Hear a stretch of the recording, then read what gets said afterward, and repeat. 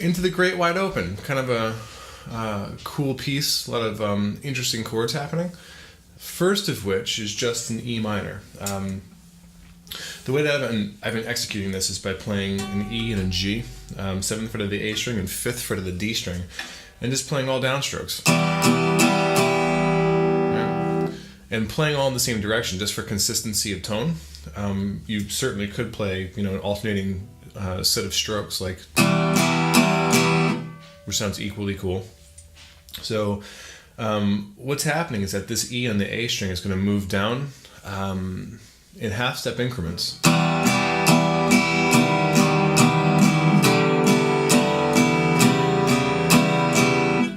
And I find the easiest way to make that work is to start off with the 3rd finger on the 7th fret and the 1st finger on the 5th fret of the D, and play just this pattern. Right? From there, we're going to go to the 6th fret, so a D sharp, but keep the G on the D string. So now we have 6 and 5. Now from here, have the middle finger stay on the A string, slide back to the 5th fret, bring the 3rd finger now to the 5th fret of the D string, because this shape is kind of uncomfortable and you run the risk of muting the D string. So play 2nd and 3rd finger, both in the 5th fret. And then from there, the 3rd finger is going to stay as the common tone. And then we can do one of two things. Either slide the middle finger back to the 4th fret, if you're comfortable with that sort of thing. Goes from D to a C sharp. Or just have the 1st finger come in and play the C sharp. Like that. So, super slow.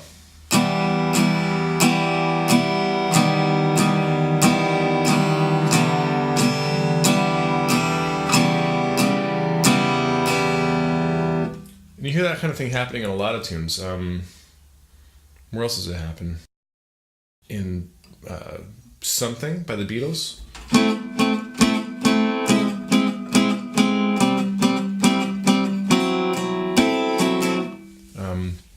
It happens in Old Love by Clapton.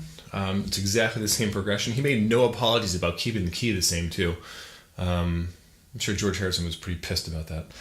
It happens in this tune, Into the Great Wide Open. I can't think of any others off the top of my head, but those are the 3 that come to mind. Anyway, so after doing that 2 times, now we're going to go to an A minor chord,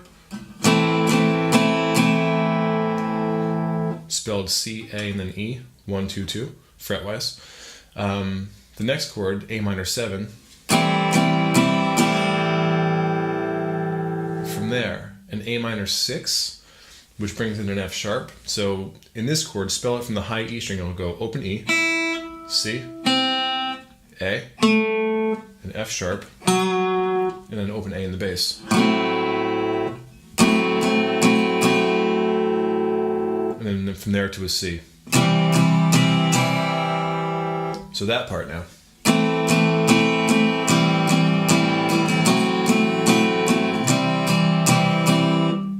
All right. Just a bit more to go. From here, G chord to F, and then back to C. 3 and 4.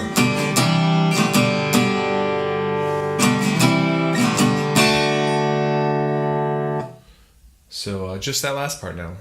G chord, right to a C, down, up, down. And then from here, back to the G chord, up, down, down.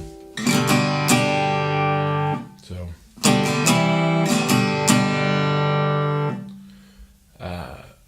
Last part before the chorus, G, G, C,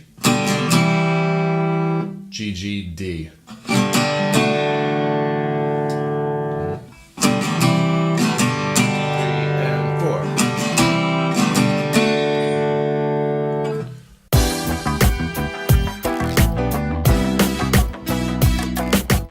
Alright, so the chorus of this tune, so there's a few different things you can do. I'm pretty sure on the recording you have a combination of arpeggiated chords plus strummed chords. The progression is just going G, C, D.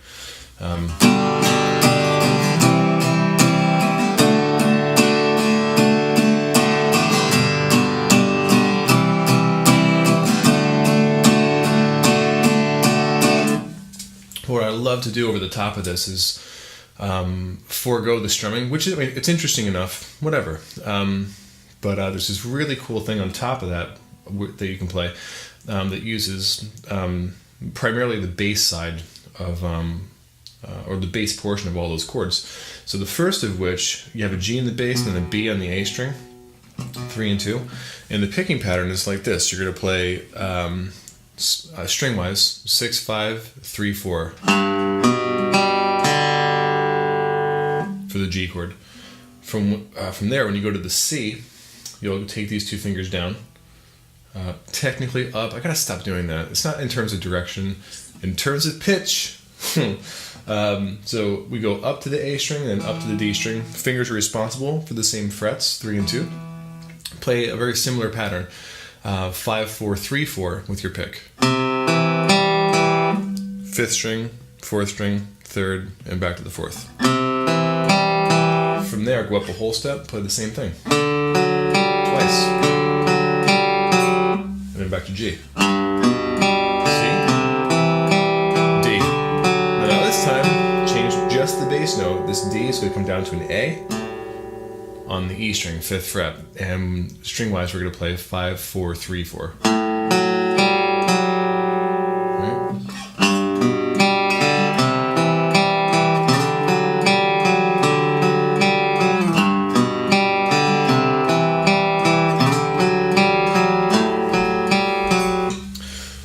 So the tagline for the chorus, we play G, C, and D.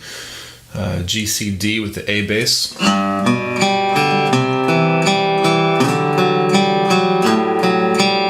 The third time is the same as the first.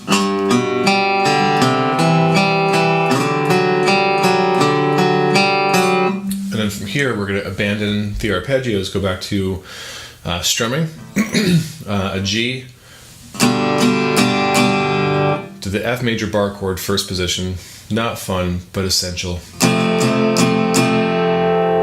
And then from here, E minor to A7. So if you're not familiar with those chords, E minor, easiest garden variety, E minor to play. 2nd fret of the A string and 2nd fret of the D, and you play all 6 strings. From there, A7 is performed by just playing the D string 2nd fret and the B string, D 2nd and B 2nd. So let's take that last part. G.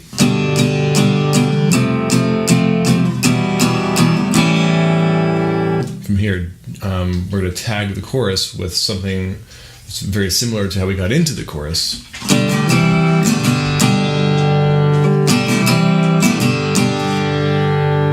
And then we're back to the next verse.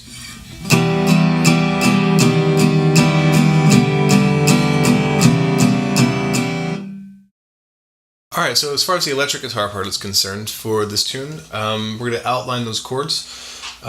E minor, then E minor major 7, E minor 7, and E minor 6 chord.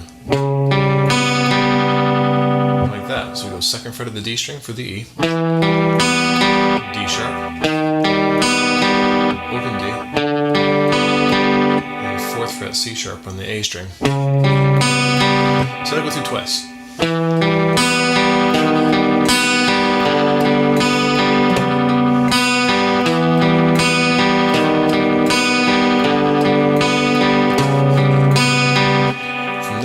Outline the A minor chord by playing A and C. 2nd fret of the G, 1st fret of the B string. From there, open G to